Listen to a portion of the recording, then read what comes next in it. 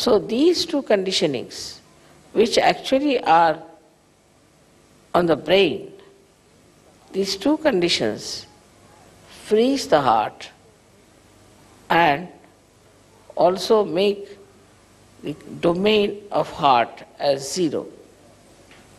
And then the brain starts asserting itself. That is how we do not know how to be kind to others, how to be nice, how to be helpful, how to be gentle, and how to be reassuring, protecting others. All this we have inherited already. We have already got a stone heart when we come to Sahaja Yoga, and we have a brain either full of ego or superego. So now with your Kundalini rising, you can clear out your head first of all. So the sincerity will come when the Kundalini will move and touch your Brahmarandra, which is the seat of your heart, and will expand. Then the heart just comes back like a king, returns back, and starts dominating the brain. And when the heart comes back, immediately find those people with whom we are angry, we would not talk, we had nothing to do. Suddenly you become friendly with them. There's no problem. In many ways, people have harmed you. All that harming and everything just disappears. And you start becoming so nice and beautiful. What has happened that Kundalini has touched your Brahmarandra, where is the seat of heart. And as soon as that opens out, your heart also opens. And it gets awakened, it thinks, oh, what? I have allowed this brain to rule me? How dare it rules me? It just jumps on it. And we have seen people, suddenly there is so much transformed, that's remarkable. The one gentleman in America, he said that, Mother, after realization, I was so much changed that I become a very mild person. And I never used to wish my uncle or anyone. So he met him in some sort of a fete, and then he said, hello, uncle. The uncle started looking at him. Are you all right? He would never say that. Then he went and saw, are you all right, uncle? Are you keeping all right? Can I do something for you? Very nice things he said. Uncle said, what have you been doing? Are you drunk or what? How can you speak so sweetly to me? I can't believe it. That's what happens. And that's why we have to understand that all these things can be easily dropped out because we have acquired them. They can be finished off because we have acquired them. They need not be all our lives, our relations. So, ego and superego. Both can be blasted off once your heart is awakened. So, when we are dealing with people, we have to break the ice also by communicating with others in a very decent manner. Like telling yourself, no, I don't believe that this man is so bad. Let me look after him. He may be all right. I don't think he's so bad. So to accept somebody is bad is very easy for human beings. And once they start accepting such a thing, then they build up a kind of a fortress in which they live and they think they are the best people. And nobody else is good. And thus the whole community, the whole society, the whole humanity gets bitten by these ideas.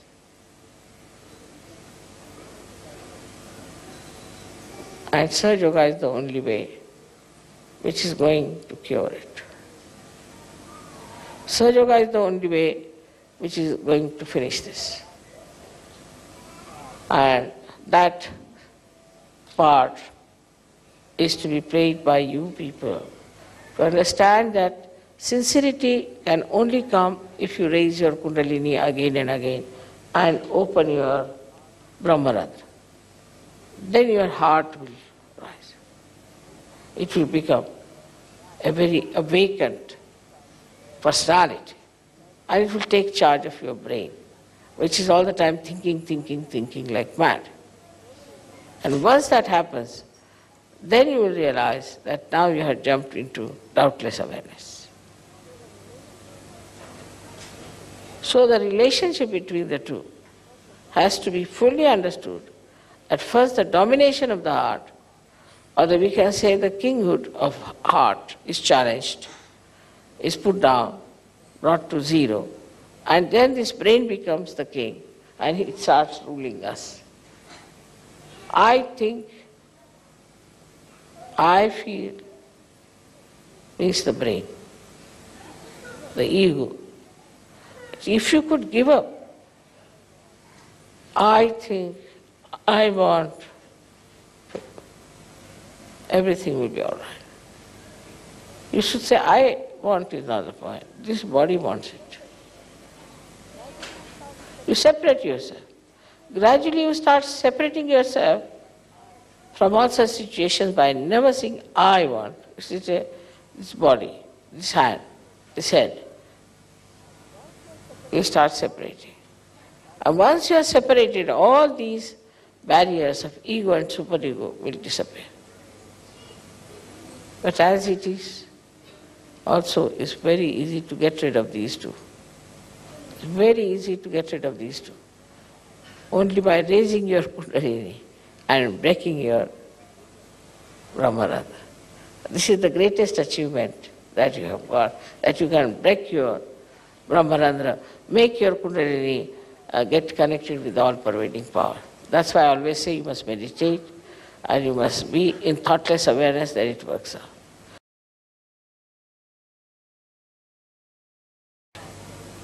Like from the river Ganges, if you have to fetch the water, you must have proper pitchers, which are deep enough to receive the water. But if you take a stone, what can you bring out of it? But the Ganges flows. It is what it is. It has its all capacities in it. It doesn't change because you people have taken stones. So now you have to understand that raise your Kundalini as many times as you can. Try to put attention to your Kundalini all the time. See where is the problem is, get it cleared out, absolutely cleared out. Find out where the problem is. And raise your Kundalini many a times and see that you are flowing all right on your fontanelle bone area so that your heart expands. It's a mechanical process in a way, you can say that. But even that you people don't do. If you had done that, your heart would have increased. And you yourself will say, Mother, my heart has become large, like Isha. And then you see the miracle of the heart, how it emits vibrations by which you become such compassionate, such dynamic, beautiful people, and so sincere to serve you. I would request you to open your heart today for this puja. You have been very jubilant and happy, and your heart must have opened. Because I have seen Sahaja Yogis have a very large heart for me, but for themselves they don't have. They'll do everything for me, but nothing for themselves. They'll work morning till evening to decorate the hall, to do everything. They must have sent all these flowers to me from it. But if I tell them you meditate for yourself, that they will not do. Or you achieve this for yourself, that they will not do. This is the situation. So instead of wasting all your energy for decorating all these things, you should decorate yourself within yourself. With sincerity, with nice thoughts about yourself, that you are capable, absolutely capable people. And you can use your imagination, your intelligence, rationality, whatever you think you have, to find the way, again I say, to keep your heart large. And this is the message for today's birthday all over the world, because I felt that the whole world was today like a big heart pulsating. I received the last phone and came here.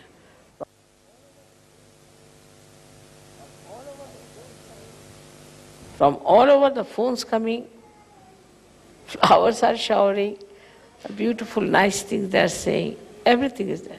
When I am just drenched into it, just drenched, it was too much for me. Such sweet things for the children, from the children, such things from the ladies, some very, very nice from the men, and it was amazing how these people are bubbling with enjoyment that today is my birthday. In the same way, please consider that every day is your birthday, that you have to raise your Kundalini all the time and keep the standard of your Kundalini higher and higher. The more you open out, the more threads of Kundalini will come up, and the more your heart will open out and it will be awakened, it will become more powerful, and with an open, big heart and a powerful heart, you can dominate your brain, which is giving you all these funny ideas. I hope this will happen this year here, and people will try to make it a point that we have a large heart. Large heart doesn't mean stupidity, doesn't mean that. Large heart means the heart in which you can put me in. It's quite a big person myself. So you have to have a very large heart that I could reside into your heart. That is the large heart. And that's what you all should have. If that happens, then everything will work out very well. So the surrendering part of it, you must know how to surrender, and you must know how to keep whatever is not surrendered. Because you surrender yourself in such a manner that you expand your heart absolutely. Put me down there, and then keep your flowers with you to be given to me at a time when you are in complete control of yourself. So you have your emotions, your feelings like flowers, that you have to keep to yourself, which are the part of the same ocean of your heart. And once you are ready, everything is done, the whole house is ready, now bring the flowers, the emotions, the nice things, the beautiful things, and nourish them. One must learn, I think there should be some books about how to say nice things to others. We should try to find some books like that, or should write some books, how nice things could be said, how we can take care of others, how we can make another feel our love, the expression of love. And such a book will really help people to understand that this is nice to say. And once you say something nice to others, that niceness comes back, as I have told you, like the ripples that touch the shores come back. And then you feel very happy. Go on saying things which are nice, which are pleasing, will be very much appreciated. But if you say it with sincerity, not just to tease someone or to say something, just to be so superficially good, like thank you, thank you, thank you, but something from your heart, as they say, then you will be surprised that the heart of the another person will open, and from that heart will flow those beautiful flowers of emotions towards you. So, on one side, you have to expand your heart, and on the other side, you have to reserve or preserve all the beautiful, nice, delicate feelings within yourself, absorb from everywhere, and then to pour them out at the right point. That's the art. Like these flowers were in the garden. First, to begin with, preserved. At the right time, they were brought in. So they feel glorified that they are used at the right time. This is the way we have to weave ourselves in our heart, because human beings are very delicate, very beautiful things. And to beautify them, you have to say beautiful things. This tongue is not for saying harsh things, for making fun of others, for teasing others, but is for saying something, such a beautiful thing, that the another person also imbibes that beauty. I have seen some nice things people have said, and that lingers in my mind. And I said, when will I have chance to say these things to others? So think about it, that now, you see, very nice sentence, huh? This was a very sweet thing they said. All right. So now, where should I use this? As I go to the shops, I see something. Ah, that's good. That will be good for a particular person. Let's buy that. In the same way, if you find these nice feelings, nice emotions, and nice things said, then what do? You collect them, all these things, keep them, and use them at the right time, at the right place. This is what is the wisdom of Sri Ganesha. Innocent people are the most sincere people. Innocent people.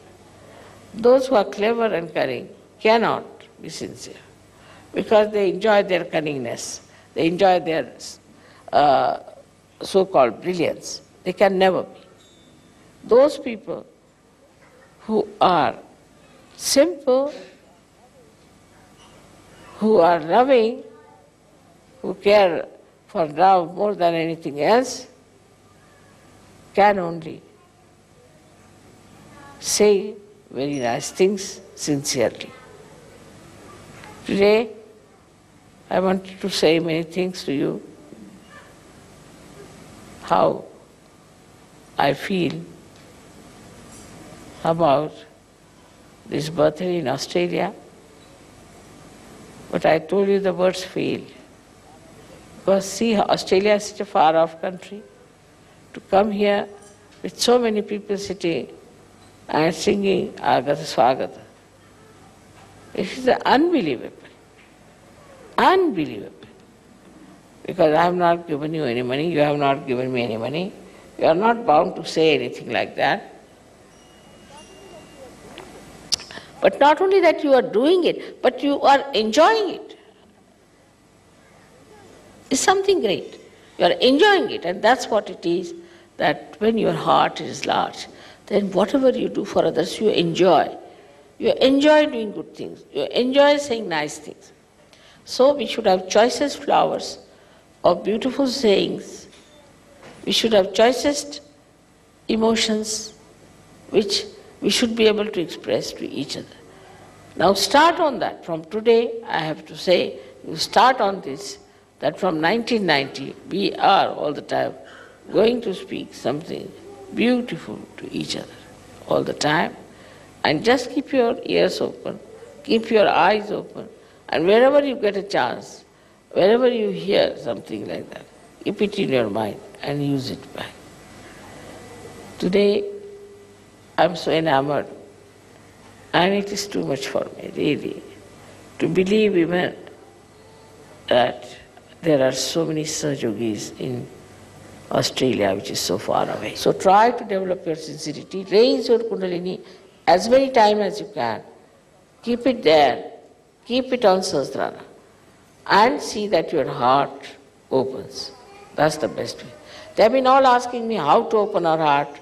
I said, take the key. No, I don't know how to tell them. Open your heart means just raise your Kundalini, keep to the Brahmarandhra, and see that the Brahmarandhra opens.